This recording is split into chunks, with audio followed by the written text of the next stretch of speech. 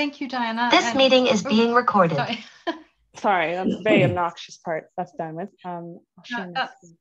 Driverless cars, I'm sure, will have lots of voices. We can look forward to that. I'm sure we can. Yeah. So, and sort of smart homes, which we've had varying degrees of success with. I'd love to talk to all of you about that at some point. So thank you very much for having me. And I can't imagine I'm the first interior designer that everyone's interfaced with, although, and I may not even be the first to present here, but I'm honored and thank you for inviting me, Jan and Diana. I sort of had got the most enormous pleasure out of listening to the TAG talks over the last year. And I think partly, you know, as we re-emerge from the cocoon of the various lockdowns and all the other things that we've all experienced. And, you know, it really has been wonderful for me personally just to listen to other architects' journeys and to also listen to the commonalities we share and the challenges we face and the things that inspire us. And there really is so much common ground. And that feels good, because often when you're in the throes of a project and on site, everything's coming thick and fast, and it's difficult to make timings and budgets and, you know, everybody do what they're meant to be doing in the time frame. You know, we can sort of forget that, I think. And we've never not worked in a multidisciplinary team in some way or another. So, you know, that's the world that we all inhabit. I entitled this and this book that we're working on and Finding the Open Doors, because that's really how I started my journey looking at buildings and considering design, because I love doors. And I examine them, and I've examined them around the world, usually on foot, and I photograph them and I draw them, and I think about what's behind them a lot. And I realized that what was behind the doors, rather than what was the outside or the envelope of the door, was probably more interesting to me. Although I admire a well-built and beautifully designed and detailed building probably more than most people. But that was my first inclination that that's where I would be heading. So if we look at slide 2, then I can sort of give you a little bit more about that very quickly. Another thing I appreciated was hearing everybody's background. I was very excited about that, because all of you have different, you know, you come from a slightly different place. And you may see this building, Temple Boyne Hall, in the upper left-hand corner of this slide. And that was the main building of architecture at the University of Illinois, where I was an undergraduate. And I felt not at all connected to it, and very quickly segued into landscape architecture. It just wasn't for me, the course and the way it was run, and I just, you know, just didn't feel in the right place. So I moved across the road, literally, to Mumford Hall, where my landscape architecture studio was, and started drawing away all the little squiggly shrubs and sight lines and, you know, water levels and, you know, all of that. And I didn't really feel at home there either, but it was better. So I sort of slogged my way through that. What I enjoyed the most about university was my classical civilization courses. There were some excellent lecturers in that subject area, and history of art, which gave me more clues of where I'd be going. But the training helped a lot, and I don't regret doing it. It gave me a much deeper understanding of the context of our buildings and all of that. And it was a beautiful campus. A lot of money spent, you know, at the turn of the century before the Great War. Some beautifully detailed buildings. The bottom left, well, the top right was the original architecture building. The bottom left was a building called, I believe, Lincoln Avenue Residence Hall. And there were just all these lovely places to walk and lines of lanterns and beautiful little railing details and lots of places to sit. And on the right-hand side is an interior of that building, the main sort of, I guess, drawing room. Grand piano, lots of students sort of sitting, really having a nice time being together. I was very shy, so I spent most of my time watching everyone. And again, that helped inform my work later on, though I didn't really know it at the time. So I escaped this institution finally with a degree, which was great, and which takes us to the next slide. And here are some of the places I sort of journeyed to. The top right is in Wisconsin. He's a potter called Mark Goodlark, and his wife Gaia was the daughter of a very famous English potter whose name completely escapes me at the moment. It will come back to. Oh yes, that's right, Cardew. They showed me that you can use these extraordinary objects for breakfast, lunch, supper, tea, the lot. I mean, they had all of these literally priceless plates from Seth Cardew and other people of that school of pottery. And they just used them, stacked them up, put them in the dishwasher, just use them for everything. And that was a revelation to me. They were amazing people. I loved getting to know them. And their house was built from a Sears kit house, which I think one bought from a catalogue, and they restored that, and he built an incredible kiln. But anyway, so there's a bit of a digression. In the center, that tower is St. Philip's Church in Charleston. To the left of that is a very famous house on Corfu, or the Barns rather. To the left of that is a detail of a sort of it's almost a full column, slightly engaged, sort of all of the ancient stucco coming off. That is a villa built by the Medici family that I was very lucky to stay in. Below that is an ancient press, also in Corfu in Greece. And below that was my revelation for transport, which complete ecological disaster. It's so much fun to drive. We lived in America for 6 years and drove that sort of Jeep Wagoneer with deep gold shag carpeting everywhere. And I loved it because you couldn't drive very fast. The windows had to be open because it was if you ran the air conditioner, it dripped on your feet. And that was a revelation to me.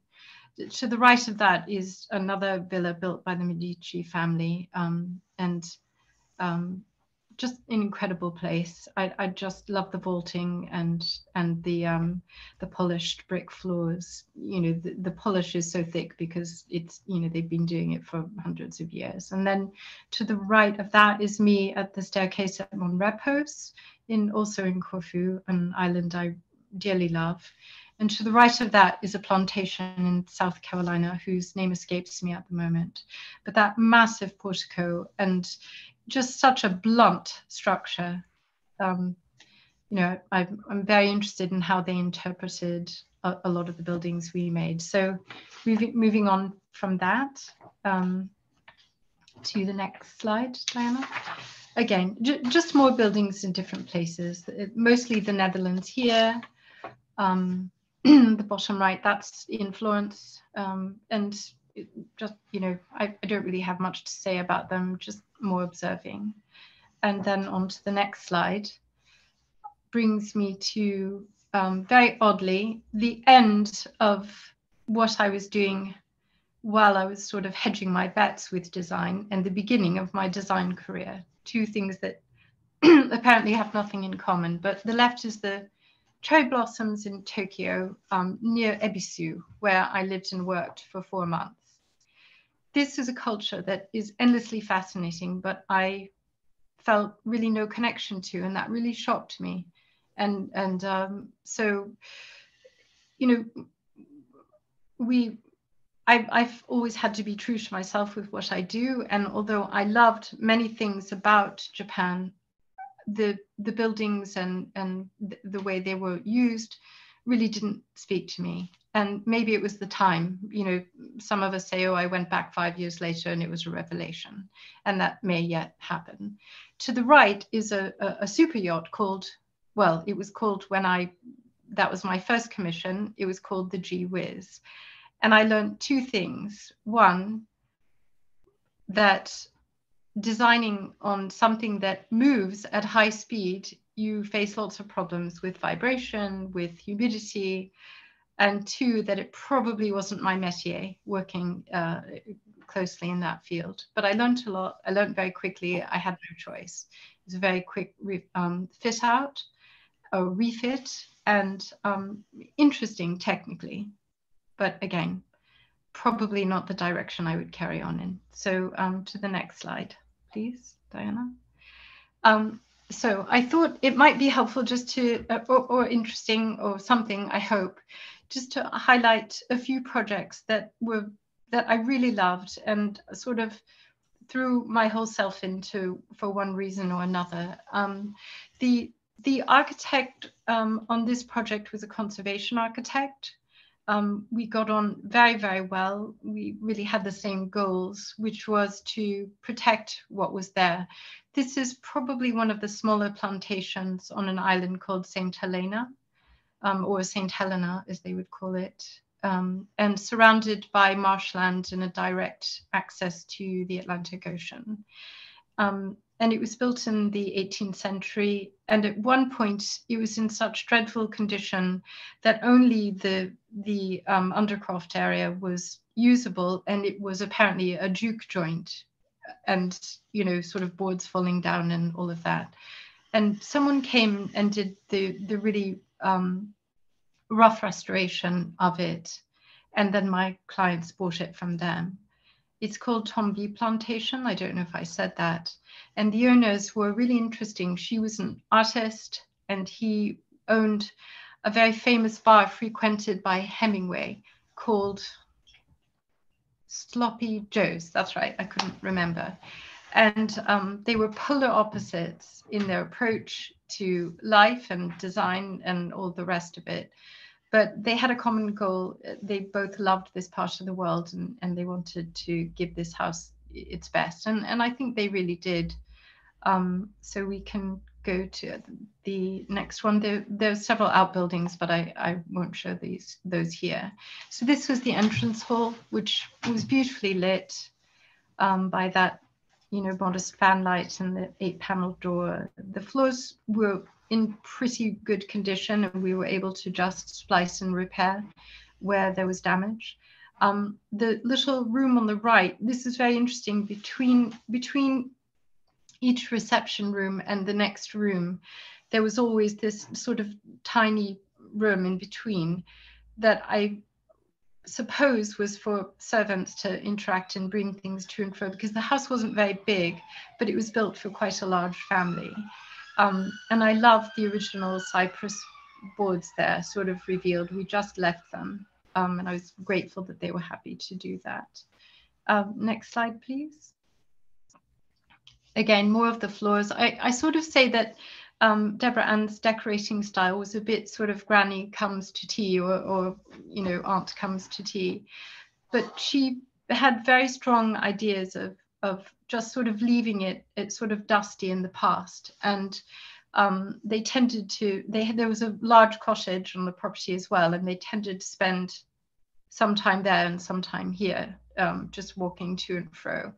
And I think this was her more sort of, but anyway, the main thing about the room on the left, which she called the parlor, was that all of the woodwork was original and extant. And although the walls had to be completely replastered, there was a kind of feathering work on the paneling that I haven't seen before, done with a comb. And we were able to save absolutely all of that, which was extraordinary because there was a very thick sort of shellac on it. Not actual shellac, I think it was an acrylic product, and I you know, applied probably in the 80s. And the floorboards there looking quite good. We had a little bit of a fight over how that would be done. And to the right is the drawing room, which was lovely. And again, sort of, you know, just the fireplace was original, and I was really, really impressed by the client's dedication, because it took, I think, 3 months to remove all of the layers and layers of paint from all of the woodwork in that room. And that's a lot of money in the States for someone to spend on labor, just, you know, gently day after day, wiping that away. And she was happy to do that. So she was a very obliging client. Next slide. And again, there were sort of little pieces of this original paintwork on the left, and then the rest of it we had to recreate. That door wasn't original, it was from the property, but not from here. And we managed to sort of the woodwork, the paintwork that was extant, we left and then added to it with a marvelous painter who was English, but had lived in America since she was a girl, Julia, and I can't remember her surname now, but she was really, really good. And you know, just filled it with things that the client loved. And any structural work on this back half of the house, there was some underpinning that had to be addressed. There was a bit of subsidence, as might be expected in a marsh environment.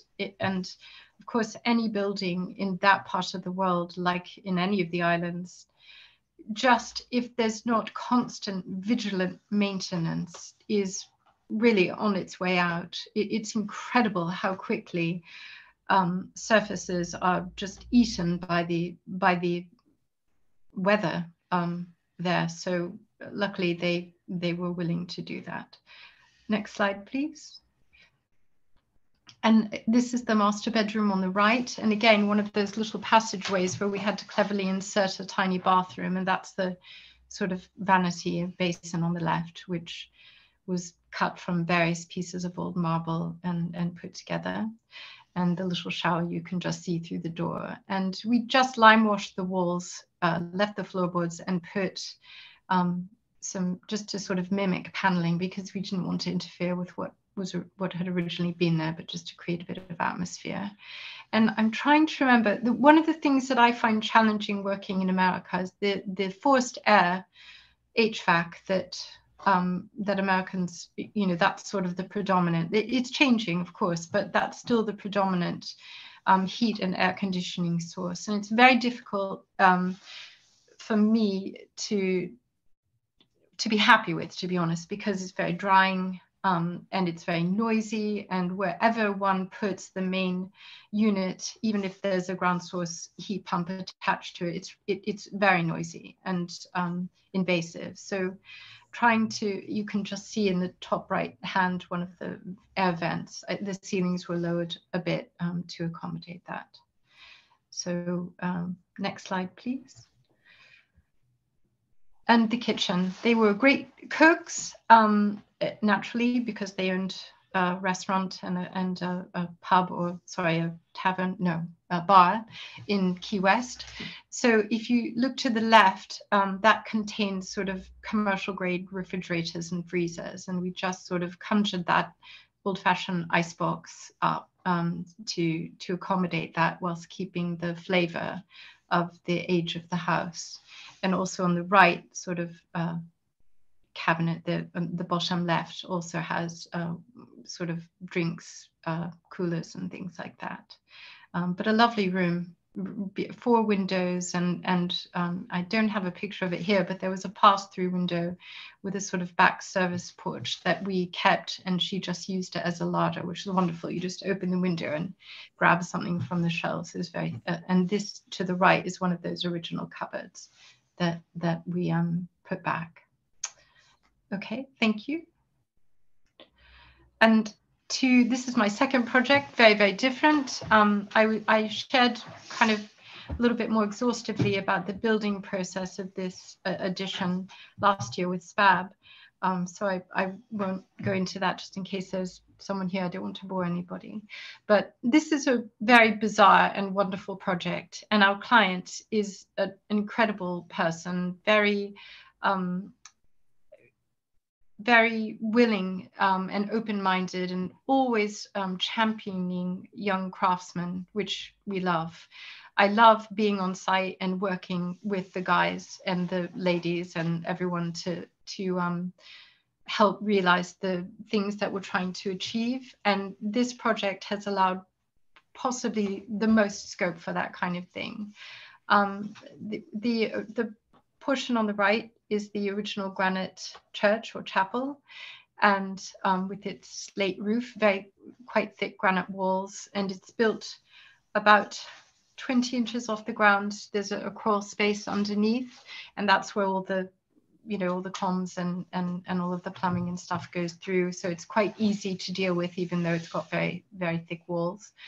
And the new part was built in 2010, and our client had originally intended not to build this at all. There was a horrible A-frame attached to it, and this predated our involvement by about 3 or 4 years, I think.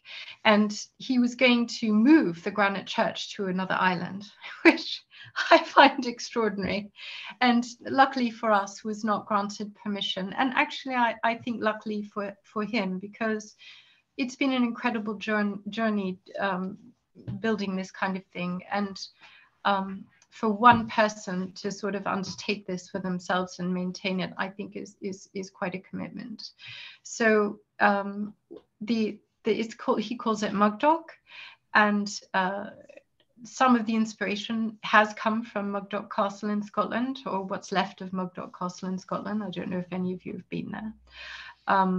Looks nothing at all like it, but there are a few influences. So if we, I don't know, a few details. The shutters are fully working, and as you can see in this picture, we've gradually added things over the years, because he's tried to do things in the really best way, which is very expensive. I think the windows alone for the addition were, at the time in 2010, I think $500,000 before they were finished and installed, which was a lot of money then.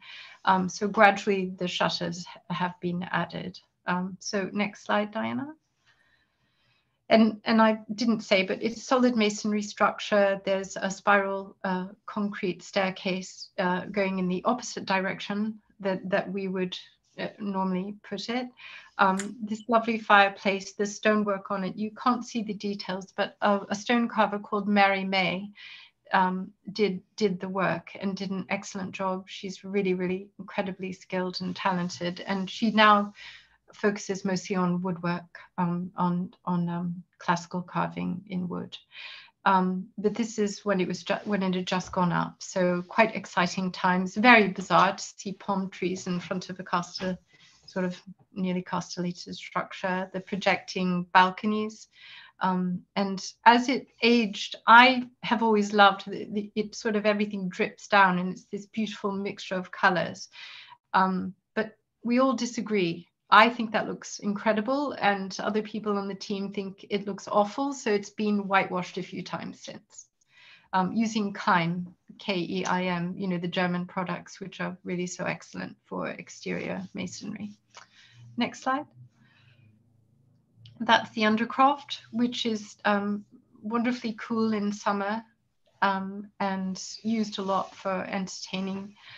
On the right-hand side, it was the original manifestation of the summer hall. You'll see that the windows aren't quite installed on the that's the third floor there, which was kind of a master suite, very small bedrooms with the dressing room and bathroom following in a line. But this we did. There was I think, I'm trying to remember, it was one of the international organizations, and our client was hosting a reception, and we hadn't quite finished the project, and he said, in 24 hours everyone's coming, could you please finish it? And someone was actually still stuccoing the fireplace behind the fireplace at that point. So we worked with several dealers we knew, and we just filled it up with things and made it as nice as we could have. And it was quite extraordinary getting things through windows and upstairs and making it look lived in. I hope I never have to do that again, actually. Next slide. This is one of the small bedroom suites I was mentioning before. Lovely views out to the Battery, and beyond is the Atlantic Ocean. You can see it probably not from this floor, but from the next floor up.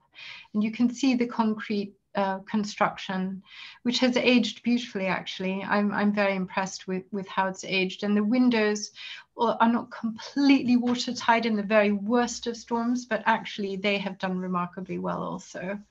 And the beds are incredibly comfortable. It's like sleeping in a Dutch, bed out of a painting. They really are really nice. It's just, a flat wooden frame with drawers underneath, and then a jolly good mattress on top, and it really is quite something. The doors are very, very heavy, solid oak, and yeah, it's a really, really lovely place to be. And I think almost all of the original furnishings, which were gifted to our client by his mother, are still extant, including those curtains. Most of the things we used were natural materials, a lot of things from here, and as much handmade as we could afford at the time. Next slide, Diana. And these are the two delightful bunk rooms for the children that come to stay, or who rented as holiday let. It's something I was going to mention a bit later, but we've noticed over the last decade that a lot of our clients are choosing to monetize their properties, or some of their properties, just so that they pay for themselves. Whether they need to or not, I don't know, but that seems to be an increasing trend. And so one of the things that we have to think about very carefully is making finishes slightly more durable, slightly more commercial when needs be. But frankly, I find that anything that's natural, oil paints last forever, don't they? And they can be retouched with a brush if you can afford to brush paint things, which we try to. And natural fabrics are robust as long as they're heavily woven and so on. And built-ins, like these cabin beds are fantastic. They still look as good now as they did in 2010. Next slide. So this is the winter hall, which is the granite bit of the church, as you can plainly see from before. And this, we were not involved in the original refurbishment of this. And I always felt that it could use a bit more of a whimsical touch, a bit lighter, a bit more contextualized in its environment. And luckily the client felt that way too. And 5 years ago, we started a gradual refurbishment of this hall, which is basically a very large drawing room. I guess Americans would call it a great room, perhaps. And it is connected by that concrete spiral staircase with the summer hall that you just saw pictures of. And there used to be a normal sized Olga here, and we imported this one in Dartmouth blue. I'm proud to say it's the only one in America, because it was just a short-lived color here. And it's wonderful because, as we all know how they work, but it also has bits for people who don't know how they work. And when they have caterers, you can feed an army. If you have a large family, you can feed an army. That was done 5 years ago, and the cabinetry on the right, in that sort of pistachio green, we just completed the end of last year. So next slide, Diane. Thank you. So this is the view. So if from the bottom right of this, near the chair, the little green cane chair, that behind us will be a door and the kitchen area that I just showed you. And this then looks out into the rest of the hall, which is, I think it's about 60 by 22 feet. And I'm sorry to go back to Imperial, but that's what we have to work with when we're there. And it used to be filled with dark oak, painted almost black, including the hammer beams and trusses. And lots of really high cabinets, so you could hardly see over them into the rest of the room. And it felt bizarrely claustrophobic and very, very dark. So we started 5 years ago by stripping all of those beams and trusses and used splendid linseed oil paint on the boarding in all the way up into the roof. And I felt very sorry for our workmen because it was August. We didn't mean for them to be painting in August without air conditioning, but that was the schedule we had. And they were incredible, you know, and took frequent breaks to live through it, because I think it was really awful. But anyway, then last year we did the second phase of the refurbishment, which was to rip out all the old high cabinetry, paint everything in a fresher color, and we've started repointing the stonework. That's quite a long job, and it's not that easy to find people to do it there. But we've started doing that piecemeal and, you know, refurnishing everything. And the little shower room, which is behind that sort of tall red cabinet by the staircase, has just been refurbished last month. So piece by piece, we've been working on it. And that staircase that you see, the spiral staircase, our carpenter, Dennis, is incredible. He's been working on this project since the beginning. I don't know, over 15 years ago. And he saw a lot of his work being ripped out last year and found that very painful. But thank goodness he's been involved in creating a lot of new things. The staircase he built, he is completely trained by his own experience. He's had no formal training at all. And he's really a great gift, because he's always willing to try new things. And I just hope he finds an apprentice so that his gifts get passed on. I just remember Jan talking about his house and all the, you know, stone. I think you did some stone carving or something. Yes, exactly. There's a bit of that here also. Anyway, I'm probably going on too long about this, so we'll move on to the next one. Thank you. There's just another view, and that fireplace is in constant use in winter, and the client actually likes to cook things on it as well. That was built by George Holt. More about him later. A very bizarre, strange, incredibly talented person. And this was his vision for a fireplace here where there was not one before. And that's poured concrete, as you can see. Tinted poured concrete. That was done in 2007, I believe. Okay, thank you. And this is my third project. This is a house that was built about 25 years ago, and it's part of Charleston, and that was a very dangerous neighborhood.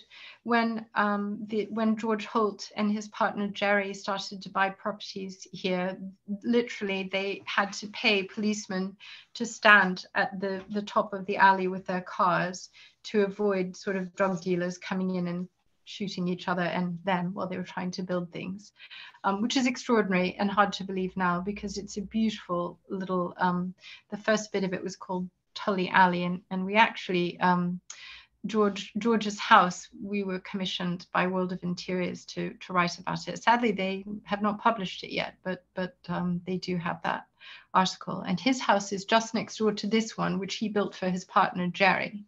And Jerry lived here for 10 years and then built a bigger house across the road next to another historic house. And so our client wanted to reimagine it for himself. It had been let at that time. The entire interior was painted pink and stenciled. So we started again. Next slide. Sorry, I didn't mention any of the architectural details there. As you can see, the poured concrete columns and planter porch, those were done by people with no prior experience, although they were done from molds that were existent, that, you know, old molds that George had. And then the overhanging terrace on the right was added, and all new sort of French doors put in. And the courtyard garden was basically a car park before. Okay, next slide. So this is the inside, which was divided into 3 rooms originally. George Holt was the designer architect. He then handed it on to Andrew Gould, who we also work with. who calls himself a house designer. He's not actually a qualified architect, but he's very good, and he works with architects to certify everything. So, and then we sort of teased out all the details after. We wanted the kitchen to disappear, so we designed that island. I don't call it an island, I call it a specimen cabinet with cooking bits on it, which we designed inspired by some of the cupboards at the Bodleian Library. And Dennis built that for us, and he took a few liberties, I'm sorry to say, but that's all right. In the end, the client was happy with it. And we put some marbled paper in it that we found in Florence, which I think is rather nice, actually. So those are false cupboards there. They're just door fronts with glass and the marbled paper, and a small bar sink and 2 hob. And there's a dishwasher behind there, there's a bin, and then on the wall in the right-hand niche, there's a refrigerator, 2 freezers. It's incredible what you can fit into very little space. There's also a fireplace to the right, which you'll see next. And there are screen doors, which are ingenious. They fit into the recesses there. You can just see them. And they've got lovely brass wire. And you really do need them if you like to have your doors flung open there, because the mosquitoes are worse than the midges in Scotland. Next slide. So there's one of the fireplaces. They mirror one another at opposite ends of the room. And we were left with this kind of weird open ceiling, and I wasn't quite sure what to do. So I actually modeled it on a house in Scotland that I saw some years ago, and just put very subtle sort of geometric herringbone pattern to sort of soften it a little bit. And then we used oil dead flat paint on all the surfaces just to kind of draw out the walls a little bit and soften it. And you can just see there's a bar area in the right hand sort of projection. And at the bottom was a dog bowl for our client's dog. So it was a human bar and a dog bar, which is rather nice. And the furniture, we actually commissioned and designed the ottoman and the sofa and one of the chairs. And the rest are antiques that we found. We quite like designing things. We design all sorts of things. But those are the 2 things, because it's actually quite a small space and everything had to be precisely sized to work well. I always think that as big as you can get away with, actually, which is what we did. Next slide. So there's the sort of working side of that specimen cabinet with the outlets and the bins and the little drawer that pulls out for sponges and the dishwasher. And it's great. I've actually stayed there and used it, all of it, and it works really well. I think it's quite an argument for a disappearing kitchen, actually. And then you can just see a little bit of a fireplace at the edge of the frame.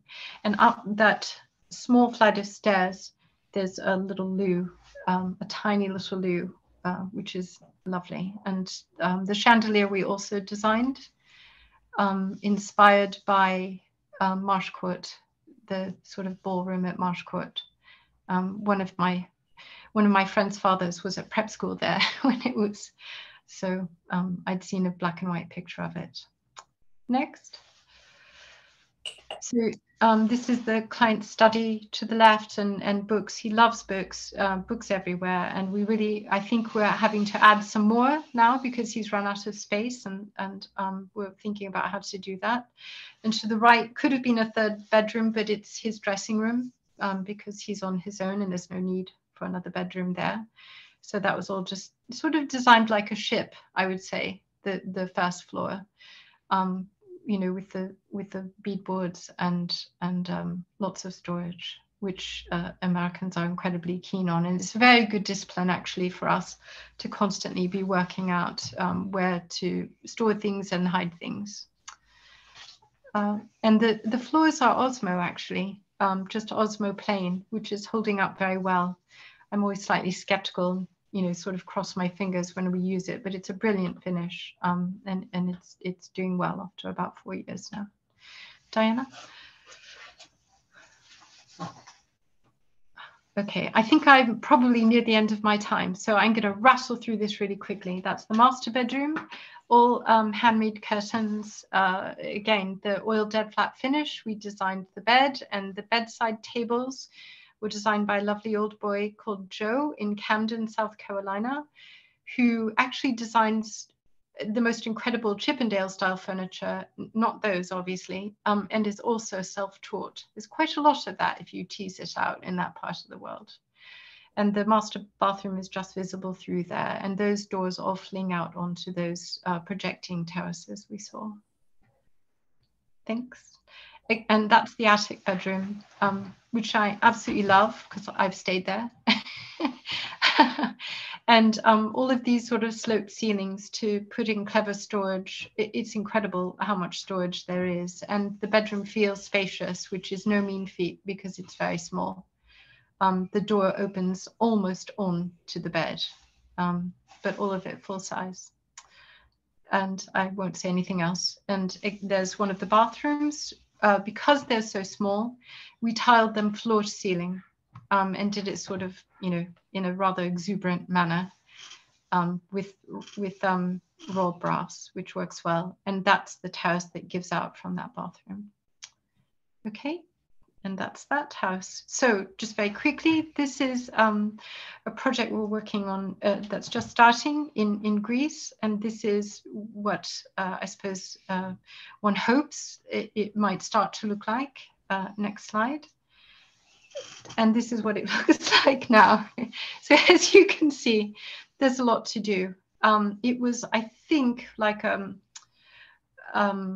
boys and girls club or something like that. It's had a very, very hard life, and there are two projecting wings you can't see. So I'm hoping that it will be of great benefit to the neighborhood. Corfu town is so beautiful and very fragile, you know, and thank goodness protected. So we will see how that progresses. The client has not done a project in this part of the world before. I benefit from having lived there, and I speak a bit of Greek, just enough to get into trouble. So hopefully we'll report back with some nice pictures of how it looks in future. Thank you. Just some of the inspirations for it. That's a table we designed using, he's in South Sea. Peter Clutterbuck realized our design for that table base. And the Marble Yard in Andover did the top for us. Okay, thank you. Again, just more inspiration for what we hope the courtyards will look like in that inn. The client has rather a large family and says that he wants to be able to inhabit the whole place out of season. So we'll see how that works. I haven't quite worked out how to divide the space to accommodate that. Next slide. And again, this is a tennis and swim club we're working on. And this is just our sort of, you know, sketch idea for it. It's actually in full swing now. It should be opening in a few months. It was basically an empty hull, the interior, and we just sort of built it in to give it some depth and character. It's a lovely sort of colonial style building, which I think the Americans do very nicely, but just nothing inside. Concrete floor, dead ceilings, plain skirting boards, nothing. And it's really taking shape. So we're rather proud of this. Thank you. That's in progress on the left and more progress on the right. We're involved in the master plan, so getting to have quite a lot of input in how everything looks and feels and what surfaces we're using and so on, and some of the outbuildings. More buildings are being built. Next. I just thought that was rather clever that I caught that tennis ball in mid-air. Anyway, sorry about that. I couldn't help myself. And that's the outdoor sort of dining area, which we designed and is open now to sort of stave off the members until they can have a club dining room again. And it's very popular. Thank you. And finally, this is sort of a gem project, sort of a mini project. The client had this sort of 1830s bed from New Orleans, and really awkward, tall and narrow, like a lot of the beds from that part of the world are. And we came up with this idea to dress it and top it off with a beautiful rosewood Regency sofa from England. And we designed all the trimmings and worked with Humphreys to weave a lot of the fabrics, and so it goes. And the next slide. So there's the bed extant, and the sofa apparently is arriving on Tuesday. So we'll be very happy to see that project. And that kind of project can take just as long as a building. I think it's been nearly a year, probably a little bit of delay due to COVID, but hand weaving things and designing things takes a lot of time. Okay, thank you. Next one, Diana. Or is that it? Are we done? Oh yeah, that was the last one. That was the last one. I think there's one more.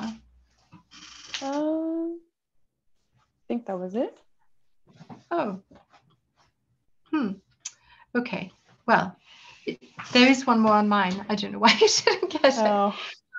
But it was just an interesting, because architecturally the buildings in this part of the world are quite chunky and solid, and I found that really interesting. And they often have these lacy filigree sort of canopied terraces with all this lacy ironwork. And there was a picture of that on the next one. And the interior of the canopy of the porch looked rather like the interior of the canopy of the bed. Ah, there you are, which I thought was kind of interesting. And we're actually working with the client to not copy, but sort of complement that ironwork on a porch on the back that they've been given permission to build, which is very unusual in these historically constrained sites to be able to add something new. So I'm kind of excited about working on that as well. Although I probably shouldn't be, because I'm sure there'll be a lot of hassle along the way. Yes, so I think I rambled a bit. I'm sorry about that. I hope I haven't, but it was really nice to be able to talk with all of you, and thanks for listening. Thank you so much, Renée. That was fantastic. I had a couple of questions. I'll give everyone an opportunity to type some questions in the chat box. Since we started 15 minutes late, let's spend 15 minutes on some Q&A. I was just wondering, was it intentional to have such a far-reaching business with projects in so many different places, or did it happen kind of naturally? Well, I suppose it's, which comes first. I have lived in 34 different dwellings. So actually it might be 38. So that's obviously a tendency in me to explore different things. And that was not intentional at all, but at some level, I suppose it must be. It really wasn't, except that we found, when I started the design business, when I started in design, after those first jobs, I worked in London, and my first job was a little Georgian, 4-story house. And I was working for someone else, and that didn't last very long. And then we moved out to Herefordshire and worked remotely, which was very unusual for the time. And so that started where there was this sort of interchange at a distance, because it had to be. And then we had an opportunity to move to America. And so we sort of kept a lot of the work we were doing here and started to develop a practice there. And that really wasn't intentional, because I was going to stop. But I think when someone's entrusting you with a building, I'm sure you all have found this, it's a huge commitment. And they have to really, Robert, my business partner and husband, it made me laugh, because he equates it to, look, just hand over a lot of money and hand me a sledgehammer, and I'll return it to you in a year or two, perhaps, looking wonderful. I mean, really, in essence, or here's a piece of land, and by the way, it's going to cost whatever, and we're just going to make a great big mess and then hand it back to you looking wonderful. So it really is a huge amount of trust, you know, whether it's a hotel or a house or whatever. So I think it was more about the relationships just developed and lasted. And even if we tried, we almost can't sever those connections because they've been building. And in a way, partly that's wonderful, but partly it's a pity because there are lots of colleagues I would love to work with, but we're always kind of steered in a certain direction. I really have to work very hard to establish new channels and relationships, which we always want to do because you keep learning that way. So I don't know if that helps. So it was partly unintentional and partly intentional. And I have to add that when we were living in America, it became apparent to me, we had 2 children and our third was born there, that we needed to come home, you know, because they were changing and it was lovely, but it didn't, so we came home. And then those business relationships deepen, and we still have a lot of friends in all these other places as well, which kind of developed as a side benefit of working in that environment. Okay, oh, fascinating. Well, I hope I answered your question. You did. Does anyone else have any other questions for Renée, or comments or insights? I was just going to ask you how, I mean, looking at the variety of things that you do, the sort of common strand, which you're very lucky, I think, and I'm envious, is that you're working in warm climates. And you have this idea of the interior and the exterior kind of almost blending together. It's not something that actually happens in where we are, in the kind of wet, foggy, damp place very much. Is that something that you struggle with, or is it, or do you just carry on designing kind of colonial houses in a damp bit of Wales, you know? Yeah, well, actually, I have designed houses in Wales. And one thing that disappointed me when we lived briefly in America was I thought that I was going to be gardening all year and it was going to be fabulous. But actually, the weeds thrived. They thought wisteria was a weed, which it is there because it takes over. And, you know, there were rattlesnakes and rats and cockroaches and ghastly things that I found really hard to deal with. So, you know, the bucolic idyll that we enjoy in the UK is very real. And I think sometimes we can, you know, think that we've got the worst of all worlds, but actually having lived in another place where it is very hot and a little bit dangerous, actually, because, I mean, they wouldn't think that, but that's my perspective. I feel very blessed to be home and to live and work here.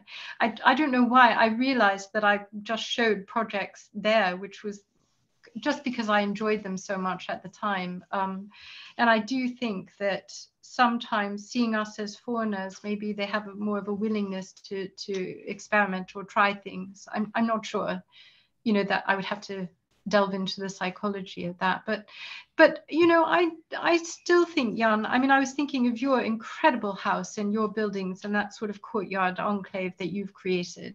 The opportunity for gardening must be extraordinary there. You know, you must have some sort of little microclimate in a way emerging out of that. You know, at least shelter from the wind and so on. Yeah, I mean, I think you're right. I mean, I lived in Western Canada for a while in Ontario, and the winters were ghastly and for everlasting. And I remember our neighbour was trying to create an English garden. And it was so sad, you know. By the time things had blossomed, their frost had got them. You know, the autumn frost. So we do have a kind of a slight bitterness to our own climate, but it actually is an amazing place, this island off the coast of Europe, where we can grow more or less anything from around the world, and it's one of the few places like that. But we do miss the sunshine, which is the basis of my question. Is that, you know, in some ways I wish we had a warmer climate. You know, I sort of dream of Italy as this sort of ideal place for building things, because they have this, you know, the interiors and the exteriors sort of blend, and they don't really here. You have to have a door and a good seal on it and a curtain and stuff, you know. Well, I mean, I don't have good seals on any of my doors. Our house is, I think, bits of it are 600, you know, it's sort of 15th century onwards. It's, you know, basically it was a hut, you know, it's not a grand house in any way, but the thing that saves it, and you're right, the rooms are very dark, the ceilings are very low downstairs, and the thing that saves it is in probably about 1920, and we wouldn't be, I'm not sure we would be able to do it now. They added on sort of at the back, just this little strip that is the most glorious sort of sun trap. And it has transformed the house, I'm obviously, and we're the beneficiaries of that. And I'm often looking at that thinking I really should move my study to this room, but it's effectively our boot room, you know, because it's opens off the back door into the back garden and the little smokery, you know, with the tin roof. But I think it's up to us to reimagine things. I mean, obviously, I look at all these grand Palladian houses that we're the lucky custodians of in Britain, and what a nightmare to live in a place like that. Really, they're so beautiful, astounding, but cold, and you know, everybody far away from one another, and having to sort of, and children sort of hurtling themselves over the railings, which they do. You know, mine have, and I think, rather to spend time on building an atrium or, you know, a conservatory, a proper conservatory, or an orangery, a proper orangery, and ditch the drawing room altogether. You know, I think sometimes we don't allow ourselves enough scope for what's possible in our own Garden of Eden, because you're right, it's so beautiful here. And I do fantasize about Italy, but gosh, when you go walking in Italy and get out of the beautiful little villages and towns, it's a nightmare. You know, the roads, people are hurtling down the roads. They're so ugly with those glass things on the sides. And, you know, I think we're really lucky, actually. But yeah, sometimes in January, I wouldn't say that. Have you been back? Sorry. Have you been back in England for very long? Yes, we came back in October 1st, 2010. And, you know, but it didn't take long for people to start contacting us from other places. But we've always got, you know, we've got jobs going on in London, you know, the same nightmare issues of getting permits to put a skip and getting things through a third-story maisonette and the roof leaking onto all the other flats. I mean, you know, we deal with all of that stuff as well. But yeah, I think everyone should have some project that is a dream project to work on. And, you know, there are nightmares in every dream as well. It's not all wonderful. You know, every job has huge problems, because that's what we do, isn't it? We all solve problems. So. Absolutely. Well, thank you so much, Renée. That was really interesting to see something quite different from what we've seen so far. Just to let everyone know what is coming up, we're taking a break in May, so there will be no tag talks in May. But in June, we will be having a party at the Art Workers Guild, a summer party to celebrate our 20th anniversary. So that's on June 16th, and on June 30th, we'll be having our next tag talk with Robin Pender, who's the Senior Building Conservation Advisor from Historic England. So yes, thank you so much again. And I will definitely make sure that for those who missed it, this gets uploaded on YouTube. I apologize for the technical difficulties. I have no explanation for it, but I'm glad you could join us. If anybody had questions after, you know, feel free to either contact you or email me. Yes, what's a good place for people to reach out to you if they wanted to? Instagram or email? Yeah, Instagram or email. Either way is fine. You know, my email, Renée at, I can't remember my email. We've just rebranded. I don't know. You've got it. What's your Instagram? Maybe that's easier. At Killian-Dawson Interiors, I believe. Okay, great. Just follow there. And Jan, I hope I get to see your house one day. The bricks that you used, frightfully impressed. I'd be pleased if you could spare the time. We're still finishing up the inside, so I won't dare to let you in until we've done the inside, because you'll have to wait a little. I know all about dust and bits all over the place. Well, we're over the dust stage now, but it's fun doing the inside. I mean, I know it's not a question, but I always get quite envious of interior designers because they kind of arrive at the point where the nice work starts. You know, but that's not true for us. We don't. We're always in the thick of everything. Yeah. I think that's. I don't know. I'm not a cushion fluffer. If we get to the cushions, I'm always very grateful because, you know, there's so much money you think you're not going to have to spend that gets spent long before sticker furniture goes in the building. So yeah, but I find clients are always quite happy to pay for the sticks of furniture and the expensive baths. They don't want to pay for the building work because they don't see a value in it, which is a different discussion. We'll have that someday. Different debate, another evening. 5 years later, if they haven't spent properly, though, don't they? Yeah, indeed. Okay, all right. Well, thanks so much. Have a good evening, everyone. Good evening. Thank you, Diana, for hosting us. Good night. Oh, my pleasure. Good night. Bye.